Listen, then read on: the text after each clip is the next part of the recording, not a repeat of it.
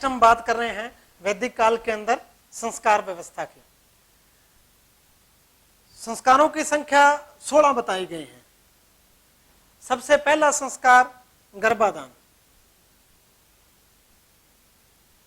गर्भाधान संस्कार। दूसरा पुंसवन, तीसरा सीमांतोन्नयन,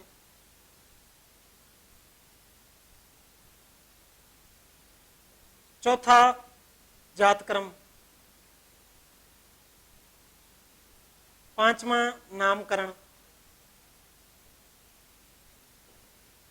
छठा अन्नप्राशन,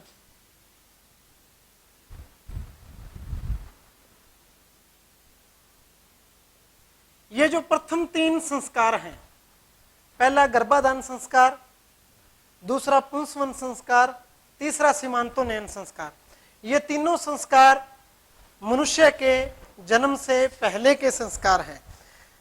पहला संस्कार गर्भाधान संस्कार है, जैसे ही माता के गर्भ में जो है मनुष्य का आगमन होता है।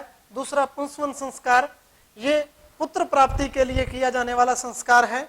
तीसरा सीमांतोन्नयन संस्कार, इसके अंदर वैदिक मंत्रों का उच्चारण करते हुए महिला के बालों को ऊपर उठाया जाता था। इस तरह से पूरा ये कर्मकांड था। इस संस्कार को करने का मकसद था भी महिला को, जो माता है, जो बच्चे को जन्म देने वाली है, उसको बुरी आत्माओं से बचाने के लिए। और जस्ट जन्म के बाद का जो पहला संस्कार है वो जातक्रम संस्कार है, जिसके अंदर नाड़ बच्चे का काटा जाता है। और जन्म के बाद नेक्स्ट संस्कार जो है नामकरण संस्कार, और नामकरण के बाद जो छठे नंबर पे पहले आएगा, बच्चे को पहली बार बाहर निकाला जाता है जब निष्कर्मण, निष्कर्मण संस्कार। और इसके बाद आएगा अन्नप्राशन, पहली बार घर से बाहर जच्चा और बच्चा को जो जिस कमरे में वो है उससे बाहर निकाला जाता है, वो संस्कार निष्कर्मण संस्कार है। और पहली बार अन्न उसको बच्चे को खिलाया जाता है, खीर आदि, दलिया आदि कुछ, उसको अन्नप्राशन संस्कार कह देते हैं। 8वें नंबर पर जो इसके बाद आ जाता है वो है चूड़ाक्रम। बच्चे के जब बाल काटे जाते हैं पहली बार, तो उस संस्कार को हम चूड़ाक्रम कह देते हैं। 9वें नंबर पर आ जाता है कर्णभेद। बच्चे के जो कान हैं उनको भेदा जाता है। हमारा एक संस्कार है जो धार्मिक महत्व है इसका, वो तो है ही। उसके अलावा जो वैज्ञानिक महत्व बताया जाता है भी, जो आंतवृद्धि रोग है वो इससे नहीं होता है कर्णभेद संस्कार के करने से। तो ये 9वें नंबर पर कर्णभेद संस्कार है। 10वें नंबर पर आता है विद्यारंभ संस्कार। ये जो संस्कार हैं 4 नंबर से लेकर 9 नंबर तक, ये बाल्यकाल में संपन्न हो जाते हैं। फिर बालक थोड़ा समझने वाला हो जाता है तो उसको अक्षर ज्ञान घर पर ही करवाया जाता है, उसको विद्यारंभ संस्कार कहा जाता है। और 11वें नंबर पर आ जाता है उपनयन संस्कार। उपनयन संस्कार में एक यज्ञ करके बच्चे को यजोपवीत धारण करवाया जाता है और फिर वो गुरुकुल के अंदर प्रवेश करता है। यजोपवीत वैदिक काल के अंदर लड़कों को और लड़कियों को दोनों को ही जो है वेद पढ़ने की अनुमति थी। दोनों का ही उपनयन संस्कार होता था। प्रथम 3 वर्णों का उपनयन संस्कार होता था। ब्राह्मण, क्षत्रिय, वैश्य, शूद्र वर्ण का जो है उपनयन संस्कार नहीं होता था। 12वें नंबर पर आ जाता है वेदारंभ संस्कार।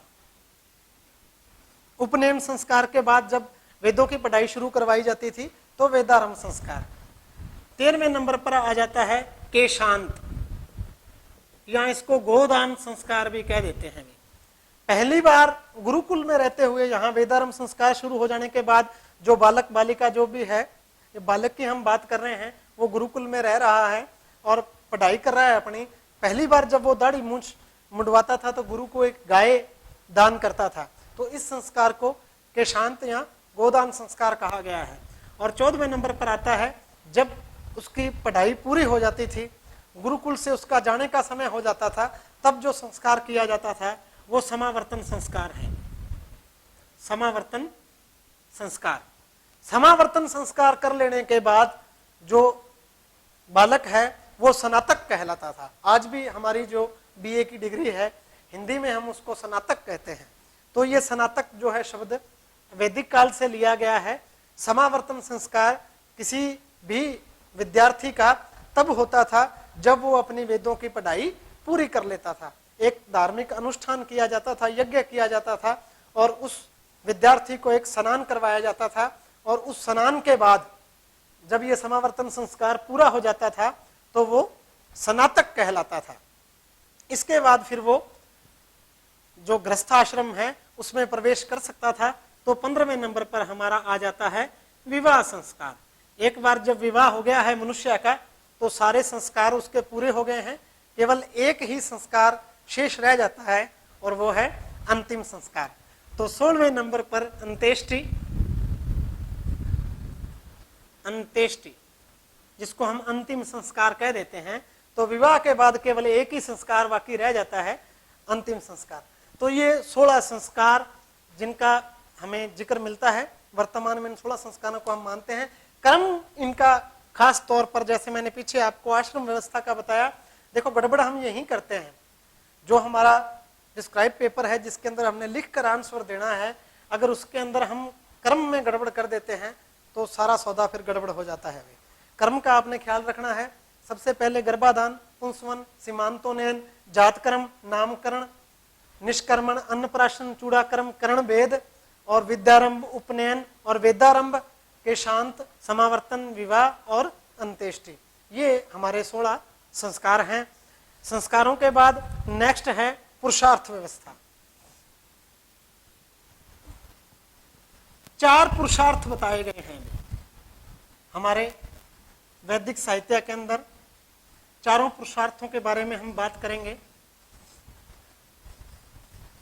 पुरुषार्थ का शाब्दिक अर्थ है जो अनुकरण करने योग्य आदर्श हैं उनको पुरुषार्थ कहा गया है। भी जिनका अनुकरण, जिन आदर्शों का अनुकरण मनुष्य ने अपने जीवन के अंदर करना है उनको क्या कहा गया है? पुरुषार्थ कहा गया है। पुरुषार्थ कुल कितने पुरुषार्थ हैं? 4। धर्म, अर्थ, काम और मोक्ष।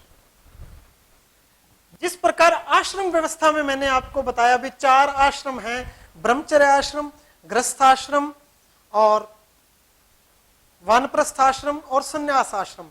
उसमें मैंने कहा भी शुरू के अंदर 3 ही आश्रम थे, ब्रह्मचर्य, गृहस्थ और वानप्रस्थ। लेकिन कालांतर में जब मोक्ष की अवधारणा का विकास हुआ तो फिर संन्यास आश्रम का विकास हुआ।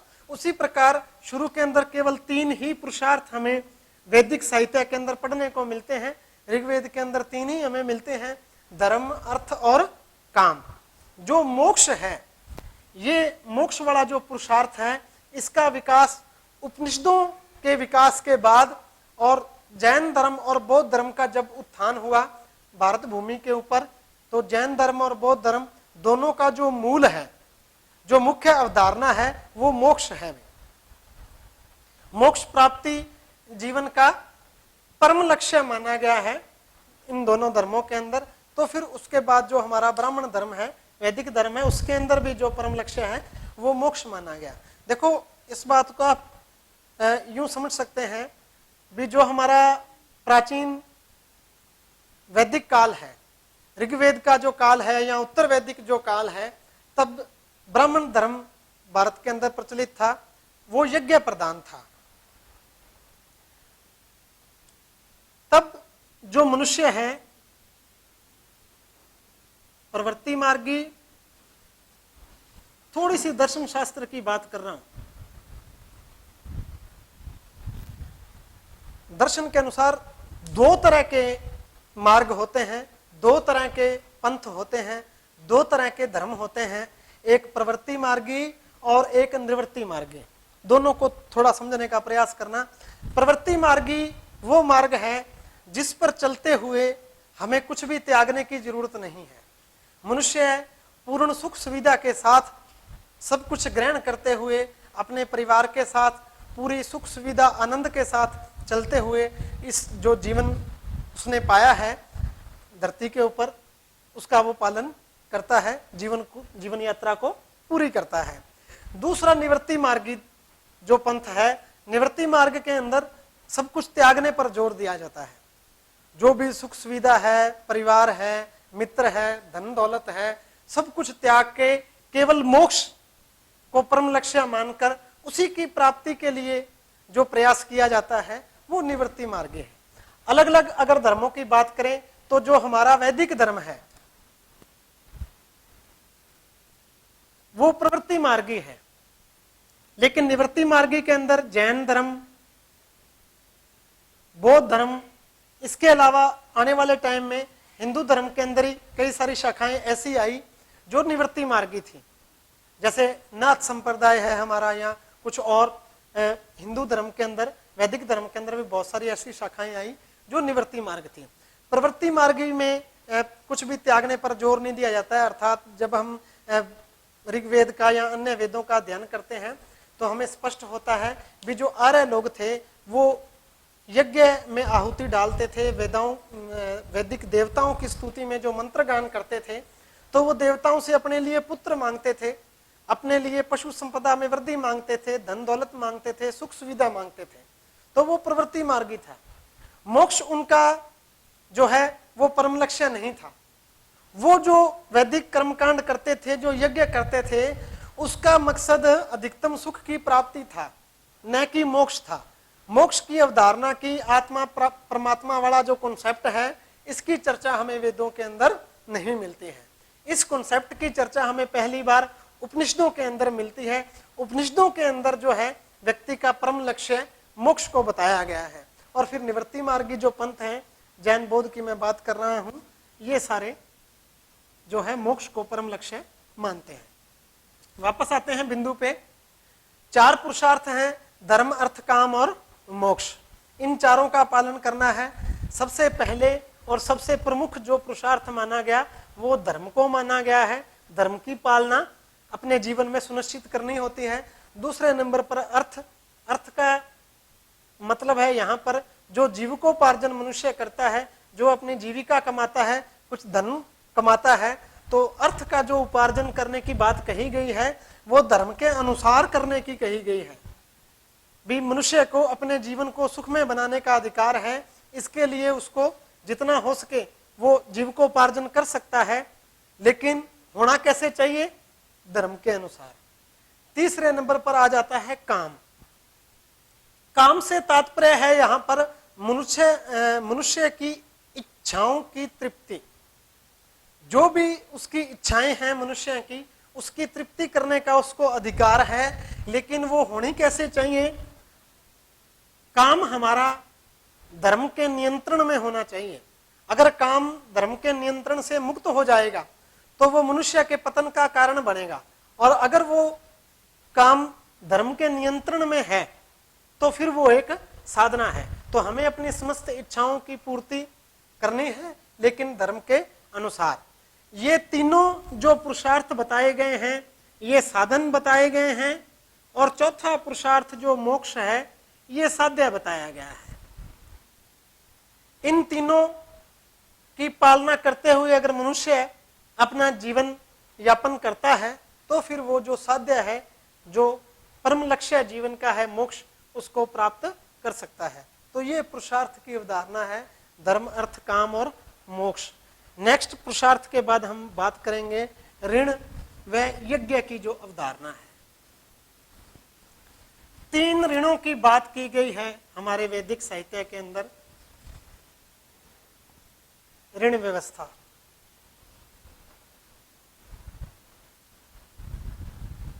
ऋण व्यवस्था, 3 ऋण बताए गए हैं मुख्य रूप से, जो प्रत्येक मनुष्य के ऊपर हैं, जिन ऋणों को चुकाना इसी जन्म में उसके लिए जरूरी है। वो हैं देव ऋण, ऋषि ऋण और पितृ ऋण। 1, 2 और 3। देव ऋण, ऋषि ऋण और पितृ ऋण, ये 3 ऋण हैं।